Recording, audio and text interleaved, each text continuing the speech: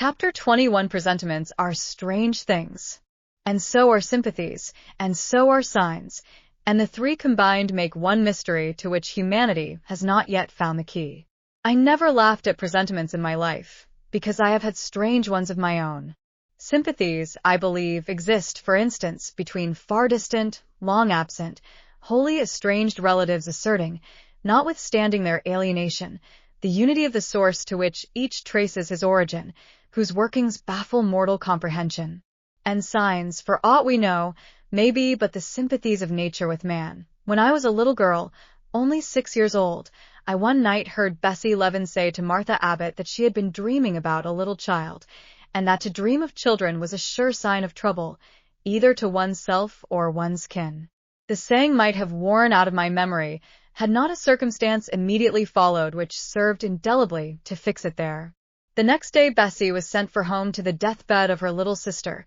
Of late I had often recalled this saying and this incident, for during the past week scarcely a night had gone over my couch that had not brought with it a dream of an infant, which I sometimes hushed in my arms, sometimes dandled on my knee, sometimes watched playing with daisies on a lawn, or again, dabbling its hands in running water. It was a wailing child this night, and a laughing one the next. Now it nestled close to me, and now it ran from me. But whatever mood the apparition evinced, whatever aspect it wore, it failed not for 7 successive nights to meet me the moment I entered the land of slumber. I did not like this iteration of one idea, this strange recurrence of one image, and I grew nervous as bedtime approached and the hour of the vision drew near.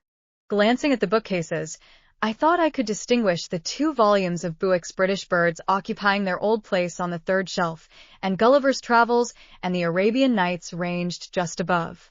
The inanimate objects were not changed, but the living things had altered past recognition. 2 young ladies appeared before me, one very tall, almost as tall as Miss Ingram, very thin too, with a sallow face and severe mien. There was something ascetic in her look, which was augmented by the extreme plainness of a straight-skirted, black, stuff dress, a starched linen collar, hair combed away from the temples, and the nun-like ornament of a string of ebony beads and a crucifix. This I felt sure was Eliza, though I could trace little resemblance to her former self in that elongated and colorless visage. The other was as certainly Georgiana, but not the Georgiana I remembered, the slim and fairy-like girl of 11. This was a full-blown, very plump damsel, fair as waxwork, with handsome and regular features, languishing blue eyes, and ringlet yellow hair. The hue of her dress was black too, but its fashion was so different from her sister's, so much more flowing and becoming. It looked as stylish as the others looked puritanical. In each of the sisters there was one trait of the mother, and only one. The thin and pallid elder daughter had her parents' cairngormai. The blooming and luxuriant younger girl had her contour of jaw and chin, perhaps a little softened, but still imparting an indescribable hardness to the countenance otherwise so voluptuous and buxom. Both ladies, as I advanced, rose to welcome me, and both addressed me by the name of Miss Eyre. Eliza's greeting was delivered in a short, abrupt voice, without a smile, and then she sat down again, fixed her eyes on the fire, and seemed to forget me. Georgiana added to her, "How do you do?" Several commonplaces about my journey, the weather, and so on, uttered in rather a drawling tone, and accompanied by sundry side glances that measured me from head to foot, now traversing the folds of my drab merino pelisse, and now lingering on the plain trimming of my cottage bonnet. Young ladies have a remarkable way of letting you know that they think you a quiz, without actually saying the words. A certain superciliousness of look, coolness of manner, nonchalance of tone, express fully their sentiments on the point, without committing them by any positive rudeness in word or deed. To sneer, however, whether covert or open, had now no longer that power over me it once possessed. As I sat between my cousins, I was surprised to find how easy I felt under the total neglect of the one and the semi-sarcastic attentions of the other. Eliza did not mortify, nor Georgiana ruffle me. The fact was, I had other things to think about. Within the last few months feelings had been stirred in me so much more potent than any they could raise. Pains and pleasures so much more acute and exquisite had been excited than any it was in their power to inflict or bestow, that their airs gave me no concern either for good or bad. "How is Mrs. Reed?" I asked soon, looking calmly at Georgiana, who thought fit to bridle at the direct address, as if it were an unexpected liberty. "Mrs. Reed? Ah, Mamma, you mean, she is extremely poorly. I doubt if you can see her tonight." "If," said I, "you would just step upstairs and tell her I am come, I should be much obliged to you." Georgiana almost started, and she opened her blue eyes wild and wide. "I know she had a particular wish to see me," I added, "and I would not defer attending to her desire longer than is absolutely necessary." "Mamma dislikes being disturbed in an evening," remarked Eliza.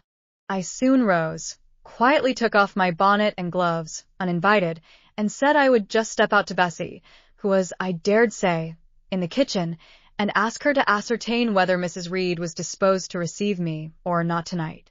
I went, and having found Bessie and dispatched her on my errand, I proceeded to take further measures. It had heretofore been my habit always to shrink from arrogance. Received as I had been today, I should, a year ago, have resolved to quit Gateshead the very next morning. Now it was disclosed to me all at once that that would be a foolish plan. I had taken a journey of 100 miles to see my aunt, and I must stay with her till she was better, or dead. As to her daughter's pride or folly, I must put it on one side, make myself independent of it. So I addressed the housekeeper, asked her to show me a room, told her I should probably be a visitor here for a week or two, had my trunk conveyed to my chamber, and followed it thither myself. I met Bessie on the landing. "Missus is awake," said she. "I have told her you are here. Come, and let us see if she will know you." I did not need to be guided to the well-known room, to which I had so often been summoned for chastisement or reprimand in former days. I hastened before Bessie. I softly opened the door. A shaded light stood on the table, for it was now getting dark. There was the great four-post bed with amber hangings as of old. There the toilet table, the armchair, and the footstool, at which I had 100 times been sentenced to kneel, to ask pardon for offences by me uncommitted. I looked into a certain corner near, half expecting to see the slim outline of a once dreaded switch which used to lurk there, waiting to leap out imp-like and lace my quivering palm or shrinking neck.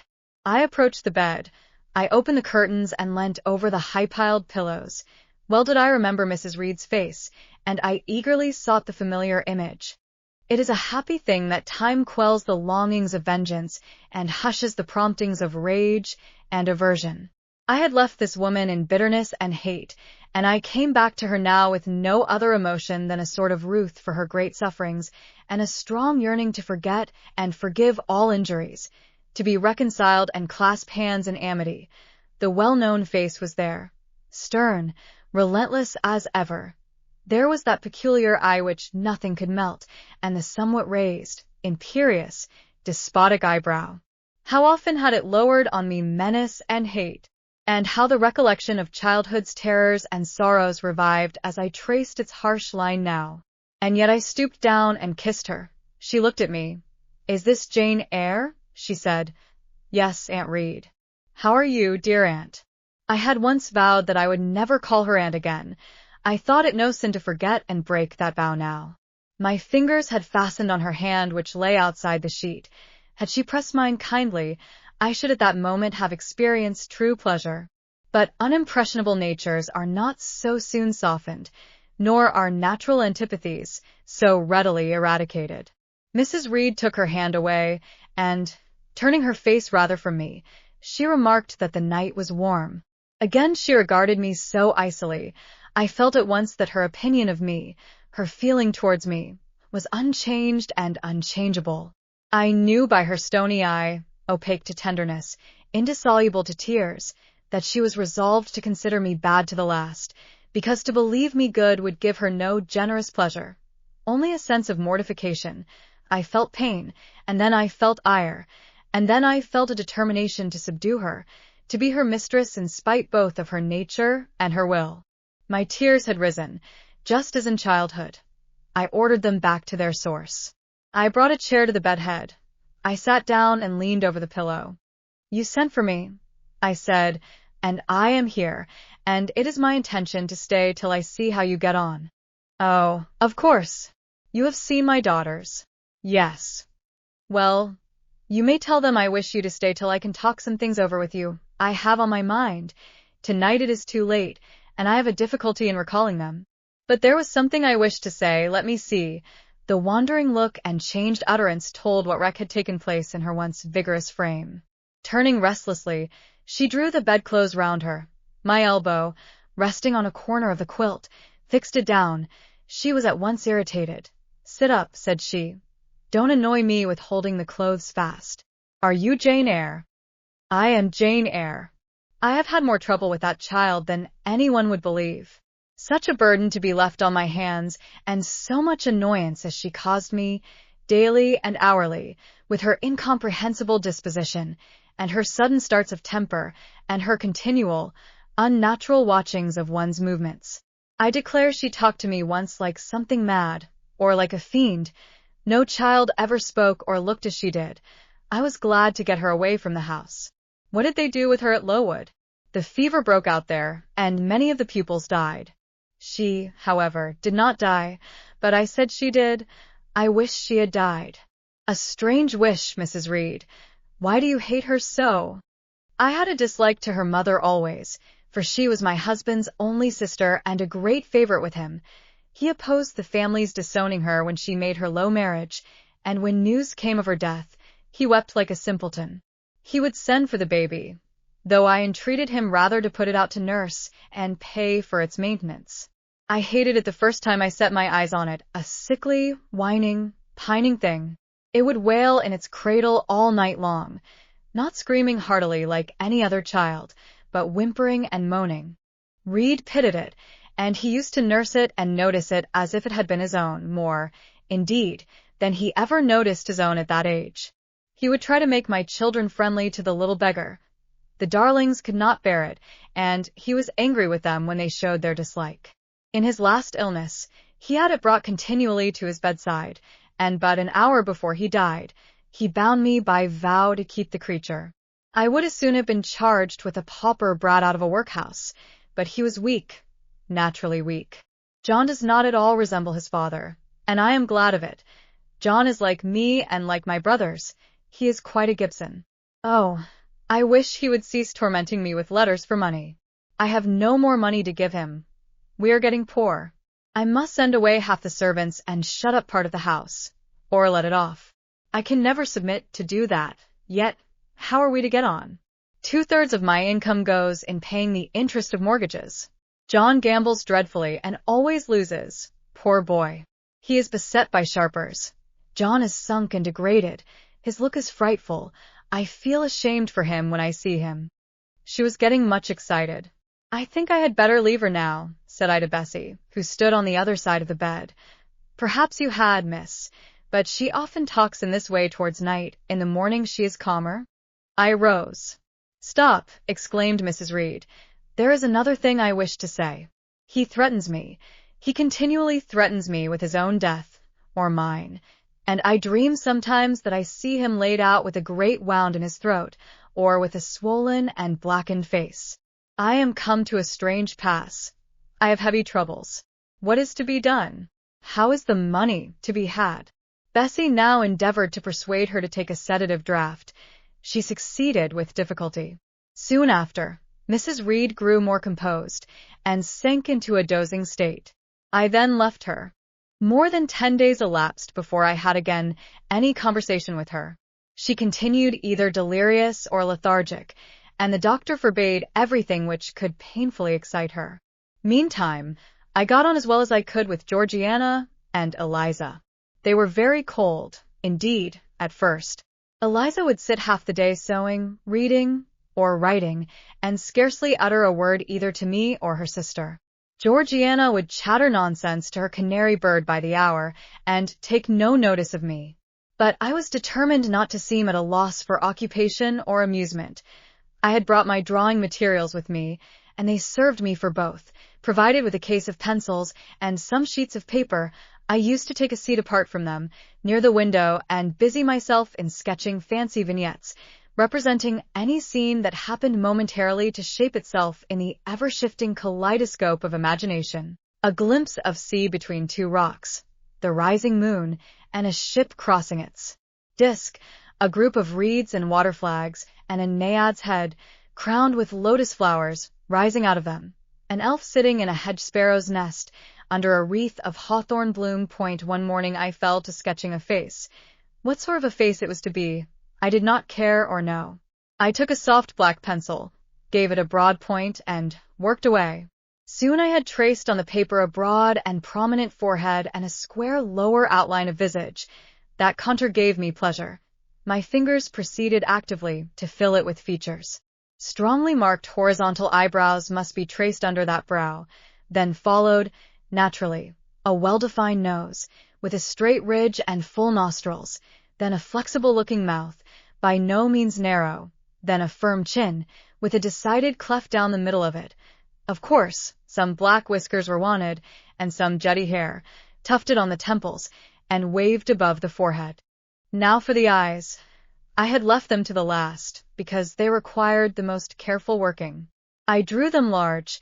I shaped them well. The eyelashes I traced long and somber, the irids lustrous and large. Good. But not quite the thing, I thought, as I surveyed the effect.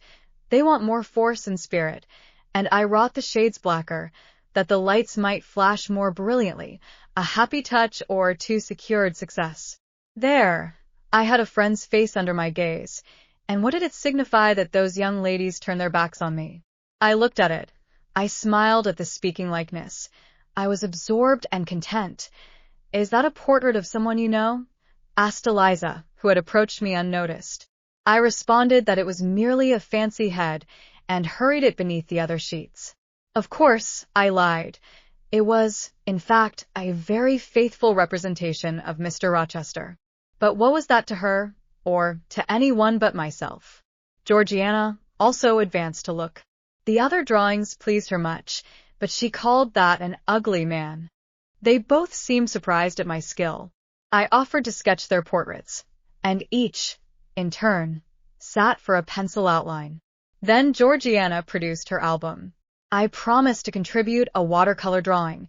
This put her at once into good humor. She proposed a walk in the grounds. Before we had been out 2 hours, we were deep in a confidential conversation. She had favored me with a description of the brilliant winter she had spent in London 2 seasons ago, of the admiration she had there excited, the attention she had received, and I even got hints of the titled conquest she had made. In the course of the afternoon and evening these hints were enlarged on.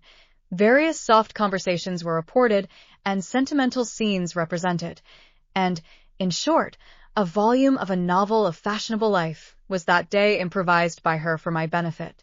The communications were renewed from day to day. They always ran on the same theme, herself, her loves and woes.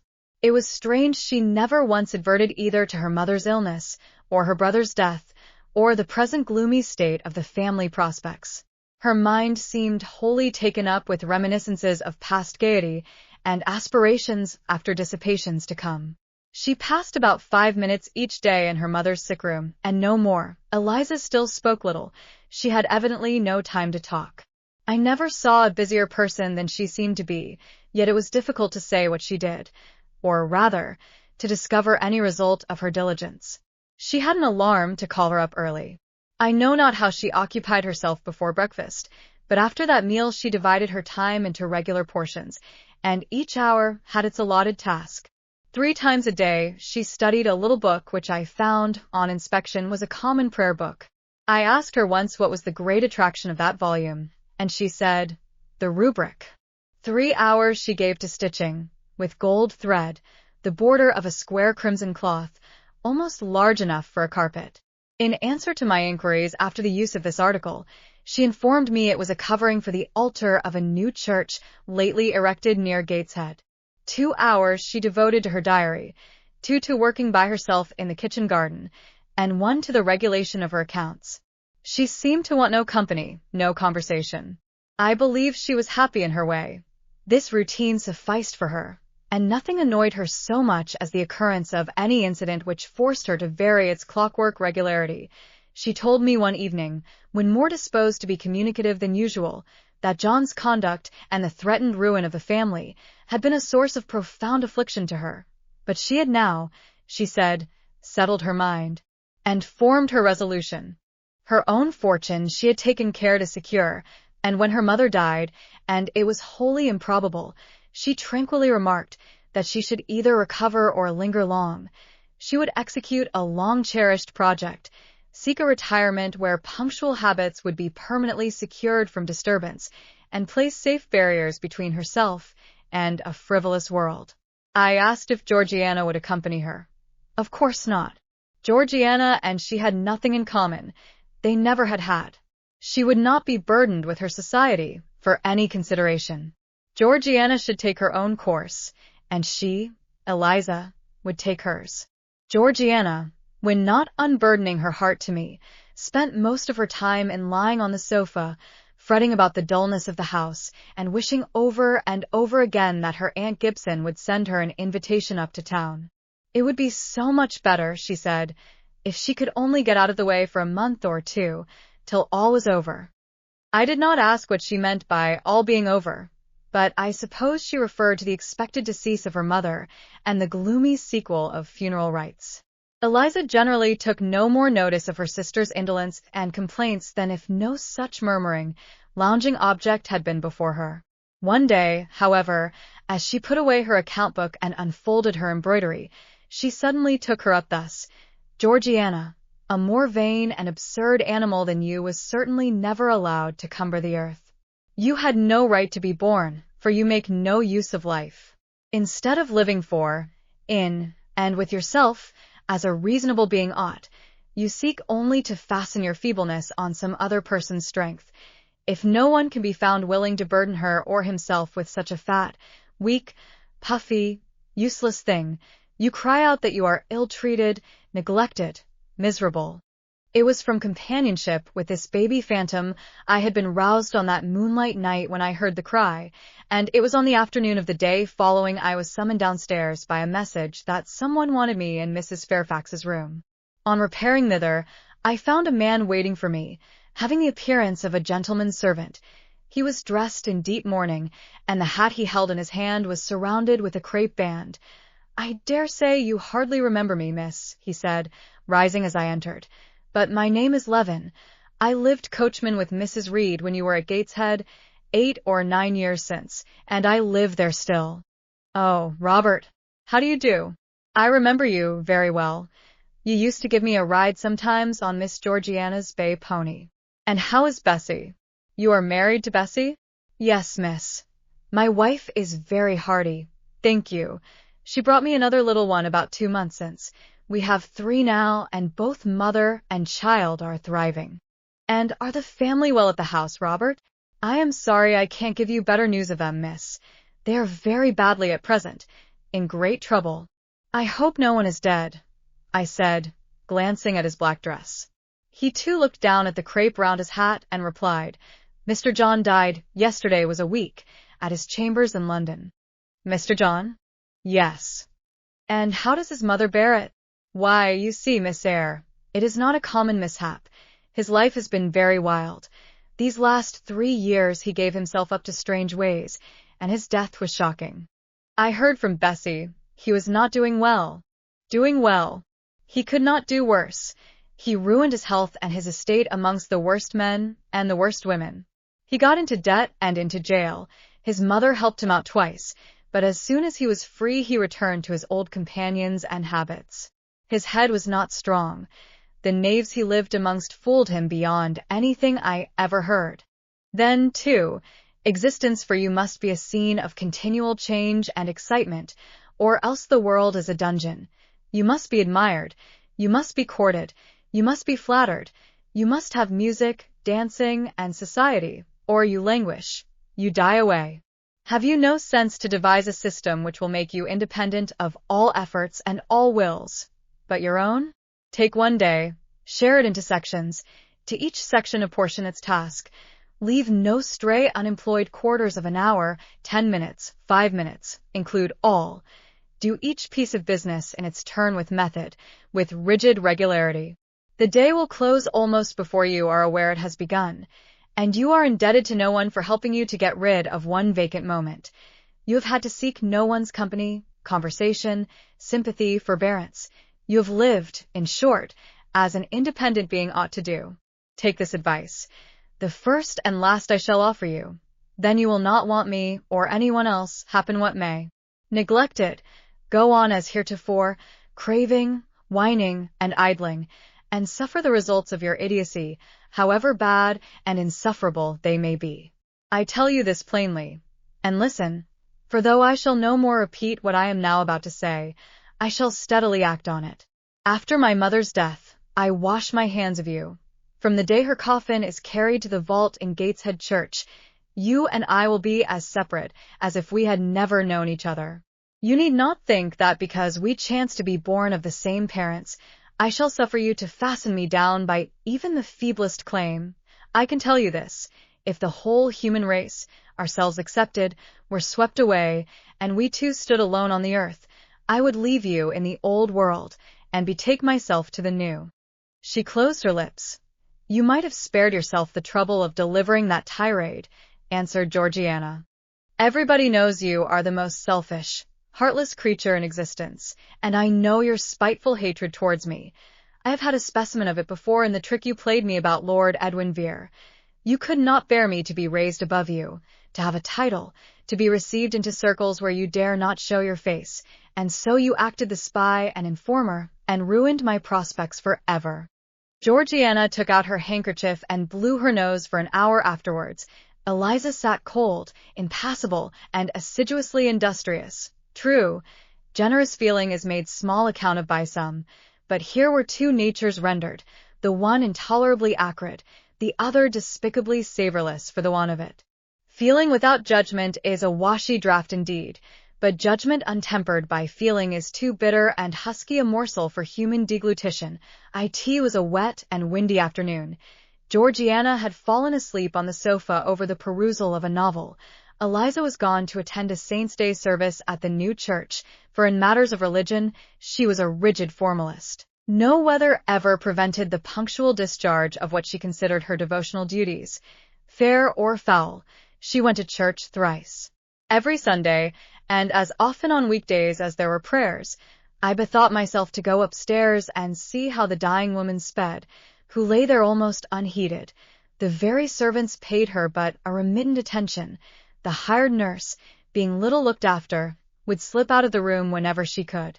Bessie was faithful, but she had her own family to mind, and could only come occasionally to the hall. I found the sick room unwatched, as I had expected. No nurse was there. The patient lay still, and seemingly lethargic, her livid face sunk in the pillows. The fire was dying in the grate. I renewed the fuel, rearranged the bedclothes, gazed a while on her who could not now gaze on me, and then I moved away to the window. The rain beat strongly against the panes, the wind blew tempestuously. One lies there, I thought, who will soon be beyond the war of earthly elements. Whither will that spirit, now struggling to quit its material tenement, flit when at length released? In pondering the great mystery, I thought of Helen Burns, recalled her dying words, her faith, her doctrine of the equality of disembodied souls. I was still listening in thought to her well-remembered tones, still picturing her pale and spiritual aspect, her wasted face and sublime gaze, as she lay on her placid deathbed, and whispered her longing to be restored to her divine Father's bosom, when a feeble voice murmured from the couch behind, "Who is that?" I knew Mrs. Reed had not spoken for days. Was she reviving? I went up to her. "It is I, Aunt Reed." "Who I?" was her answer. "Who are you?" looking at me with surprise and a sort of alarm, but still not wildly. "You are quite a stranger to me. Where is Bessie?" "She is at the lodge, Aunt." "Aunt," she repeated. "Who calls me Aunt? You are not one of the Gibsons, and yet I know you. That face and the eyes and forehead are quite familiar to me. You are why, you are like Jane Eyre." I said nothing. I was afraid of occasioning some shock by declaring my identity.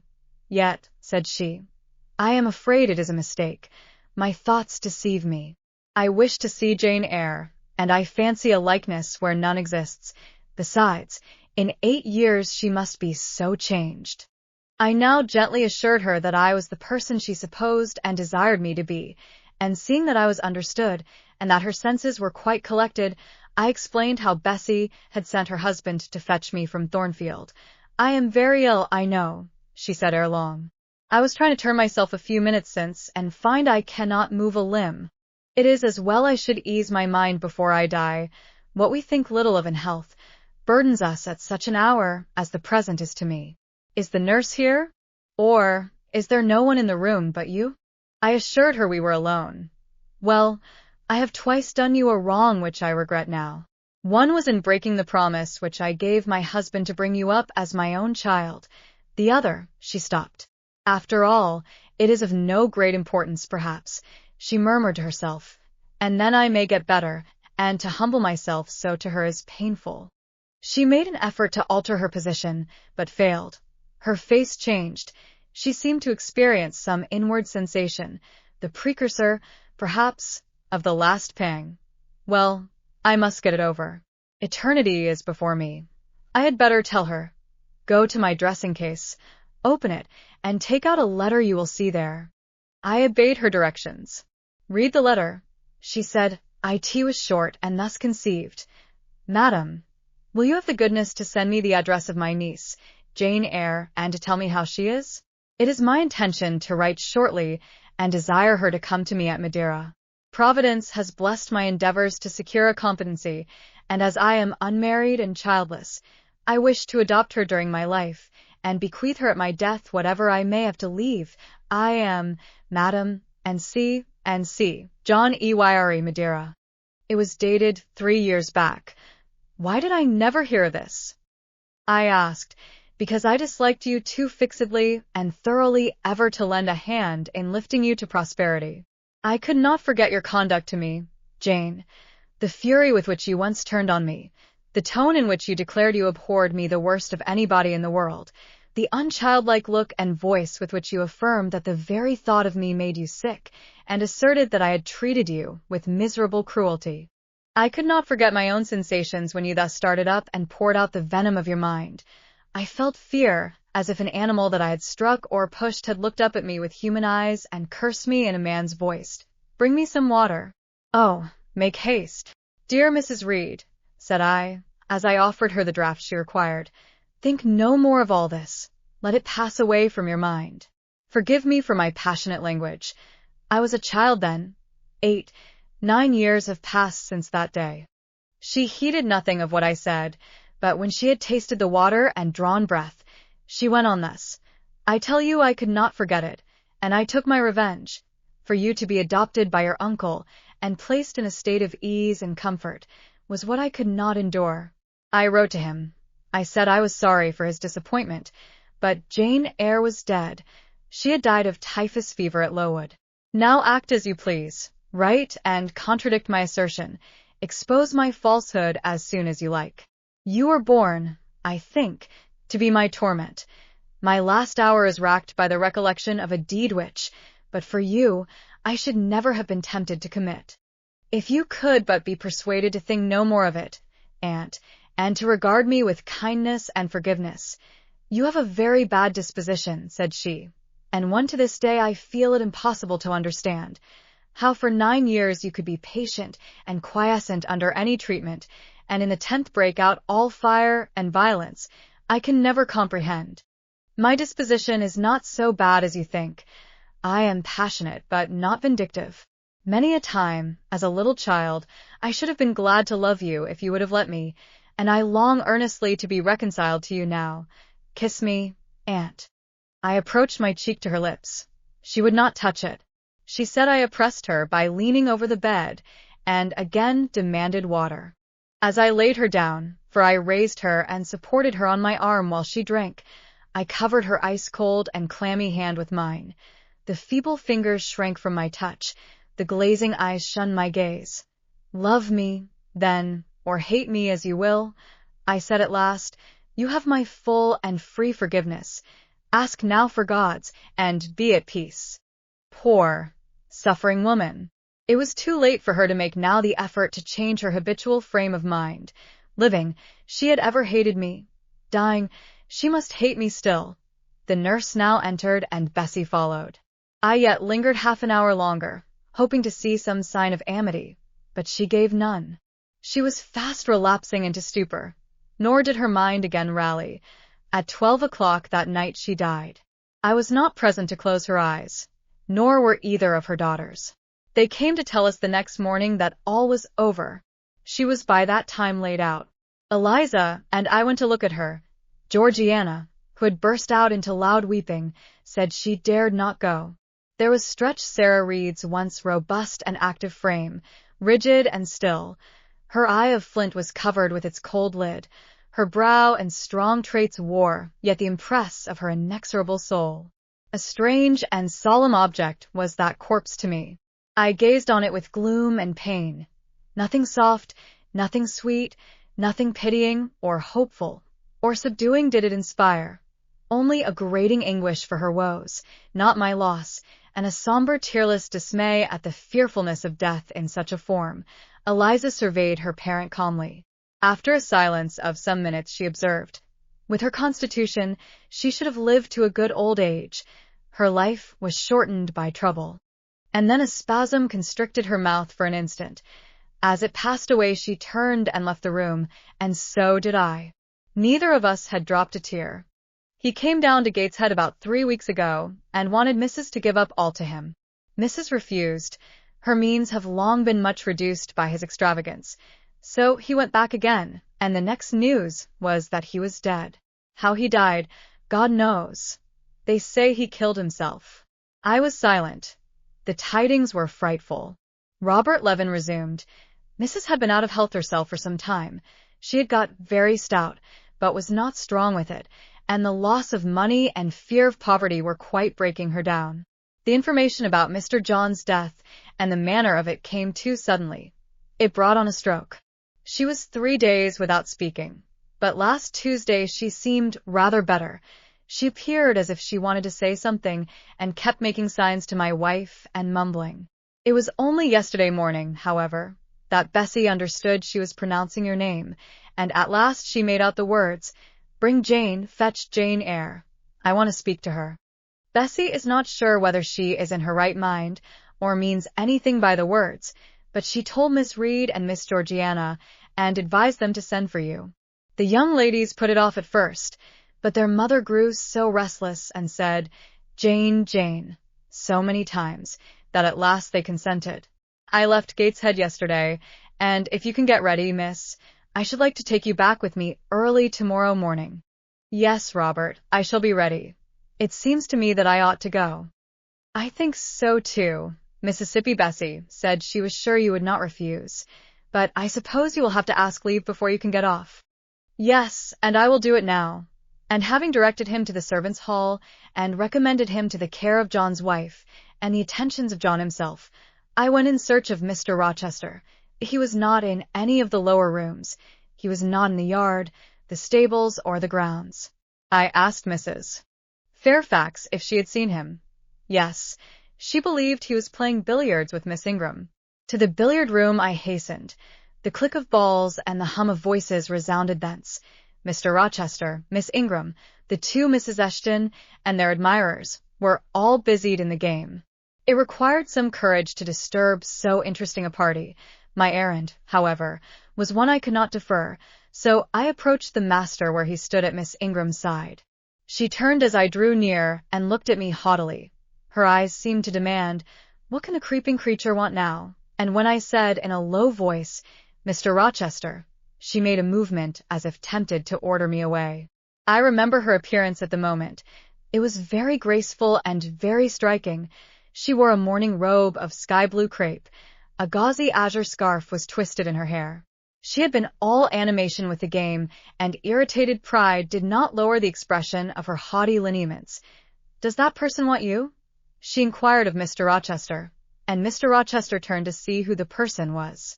He made a curious grimace, one of his strange and equivocal demonstrations, threw down his cue and followed me from the room. "Well, Jane," he said, as he rested his back against the schoolroom door, which he had shut. "If you please, sir, I want leave of absence for a week or two." "What to do? Where to go?" "To see a sick lady who has sent for me." "What sick lady? Where does she live?" "At Gateshead, in Shire." "Shire? That is 100 miles off. Who may she be that sends for people to see her that distance?" "Her name is Reed, sir, Mrs. Reed." "Reed of Gateshead?" "There was a Reed of Gateshead, a magistrate." "It is his widow, sir."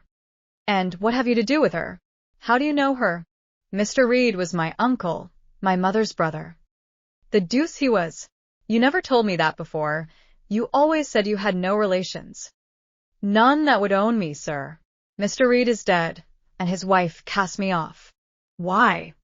"Because I was poor and burdensome, and she disliked me." "But Reed left children. You must have cousins?" "Sir George Lynn was talking of a Reed of Gateshead yesterday, who, he said, was one of the veriest rascals on town, and Ingram was mentioning a Georgiana Reed of the same place, who was much admired for her beauty a season or two ago in London." "John Reed is dead, too, sir. He ruined himself and half ruined his family, and is supposed to have committed suicide. The news so shocked his mother that it brought on an apoplectic attack." "And what good can you do her?" "Nonsense, Jane. I would never think of running 100 miles to see an old lady who will, perhaps, be dead before you reach her. Besides, you say she cast you off." "Yes, sir, but that is long ago, and when her circumstances were very different. I could not be easy to neglect her wishes now." "How long will you stay?" "As short a time as possible, sir." "Promise me only to stay a week." "I had better not pass my word. I might be obliged to break it." "At all events you will come back. You will not be induced under any pretext to take up a permanent residence with her?" "Oh, no." "I shall certainly return, if all be well." "And who goes with you? You don't travel 100 miles alone." "No, sir. She has sent her coachman."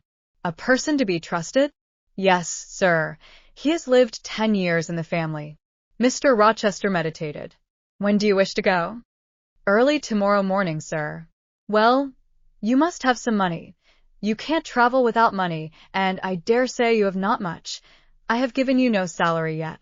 "How much have you in the world, Jane?" he asked, smiling. "Did I drew out my purse? A meager thing it was." 5 shillings, sir." He took the purse, poured the hoard into his palm, and chuckled over it as if its scantiness amused him. Soon he produced his pocketbook. "Here," said he, offering me a note. It was £50, and he owed me but 15. I told him I had no change. "I don't want change, you know that. Take your wages." I declined accepting more than was my due. He scowled at first.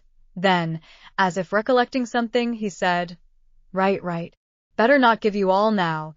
You would, perhaps, stay away 3 months if you had £50. There are 10. Is it not plenty?" "Yes, sir. But now you owe me 5. "Come back for it, then. I am your banker for £40. "Mr. Rochester, I may as well mention another matter of business to you while I have the opportunity." "Matter of business? I am curious to hear it." "You have as good as informed me, sir, that you are going shortly to be married?" "Yes." "What then?" "In that case, sir, Adele ought to go to school. I am sure you will perceive the necessity of it. To get her out of my bride's way, who might otherwise walk over her rather too emphatically. There's sense in the suggestion, not a doubt of it. Adele, as you say, must go to school, and you, of course, must march straight to the devil." "I hope not, sir, but I must seek another situation somewhere." "In course," he exclaimed, with a twang of voice and a distortion of features equally fantastic and ludicrous. He looked at me some minutes. "And old Madam Reed, or the misses, her daughters, will be solicited by you to seek a place, I suppose?" "No, sir. I am not on such terms with my relatives as would justify me in asking favors of them, but I shall advertise." "You shall walk up the pyramids of Egypt," he growled. "At your peril you advertise. I wish I had only offered you a sovereign instead of £10. Give me back £9, Jane. I've a use for it.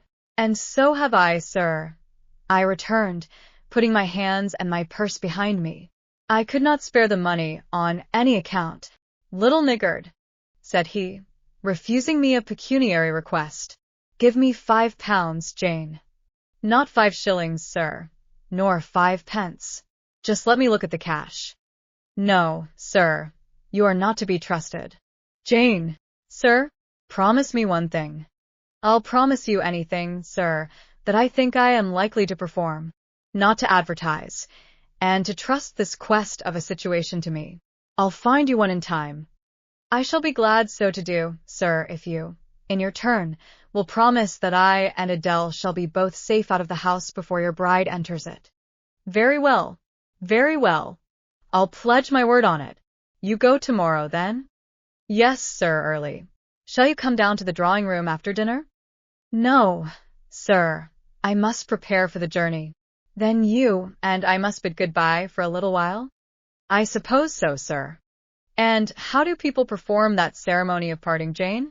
Teach me. I'm not quite up to it.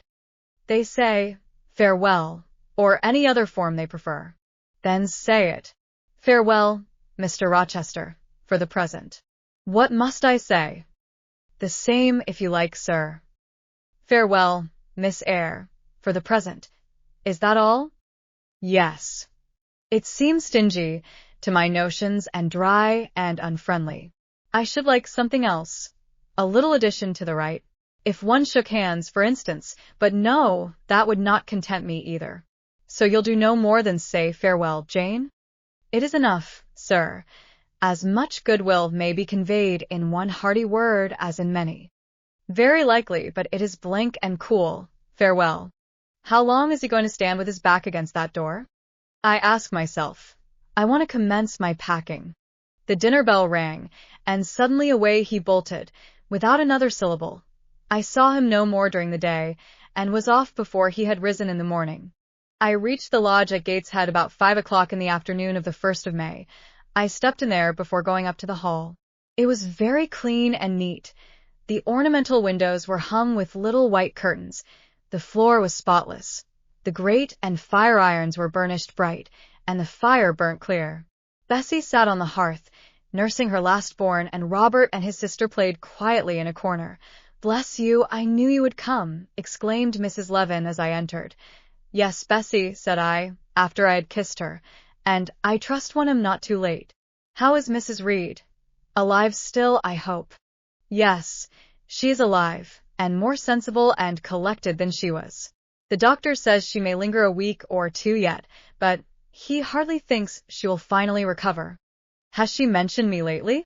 "She was talking of you only this morning and wishing you would come, but she is sleeping now, or was 10 minutes ago, when I was up at the house. She generally lies in a kind of lethargy all the afternoon, and wakes up about 6 or 7. Will you rest yourself here an hour, miss, and then I will go up with you?" Robert here entered, and Bessie laid her sleeping child in the cradle and went to welcome him. Afterwards she insisted on my taking off my bonnet and having some tea, for she said I looked pale and tired. I was glad to accept her hospitality, and I submitted to be relieved of my traveling garb just as passively as I used to let her undress me when a child. Old times crowded fast back on me as I watched her bustling about, setting out the tea-tray with her best china, cutting bread and butter, toasting a tea-cake, and, between whiles, giving little Robert or Jane an occasional tap or push, just as she used to give me in former days. Bessie had retained her quick temper as well as her light foot and good looks. Tea ready, I was going to approach the table, but she desired me to sit still, quite in her old peremptory tones. "I must be served at the fireside," she said, and she placed before me a little round stand with my cup and a plate of toast, absolutely as she used to accommodate me with some privately purloined dainty on a nursery chair, and I smiled and obeyed her as in bygone days. She wanted to know if I was happy at Thornfield Hall, and what sort of a person the mistress was, and when I told her there was only a master, whether he was a nice gentleman, and if I liked him. I told her he was rather an ugly man, but quite a gentleman, and that he treated me kindly, and I was content. Then I went on to describe to her the gay company that had lately been staying at the house, and to these details Bessie listened with interest. They were precisely of the kind she relished. Such conversation an hour was soon gone. Bessie restored to me my bonnet and, accompanied by her, I quitted the lodge for the hall. It was also accompanied by her that I had, nearly 9 years ago, walked down the path I was now ascending. On a dark, misty, raw morning in January, I had left a hostel roof with a desperate and embittered heart, a sense of outlawry and almost of reprobation, to seek the chilly harborage of Lowood, that bourne so far away and unexplored. The same hostel roof now again rose before me. My prospects were doubtful yet, and I had yet an aching heart. I still felt as a wanderer on the face of the earth, but I experienced firmer trust in myself and my own powers, and less withering dread of oppression. The gaping wound of my wrongs, too, was now quite healed, and the flame of resentment extinguished. "You shall go into the breakfast-room first," said Bessie, as she preceded me through the hall. "The young ladies will be there." In another moment I was within that apartment. There was every article of furniture looking just as it did on the morning I was first introduced to Mr. Brocklehurst. The very rug he had stood upon still covered the hearth.